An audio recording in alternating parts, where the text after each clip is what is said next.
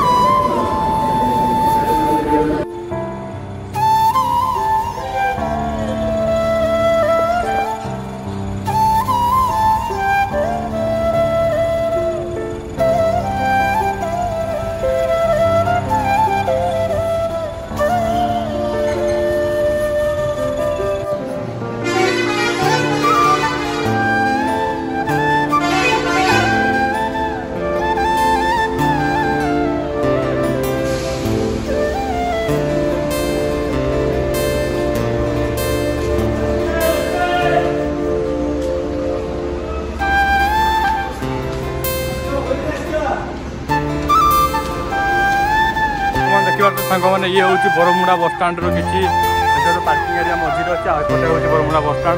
तो आपको मुझे देखेबी आगे को सब किसी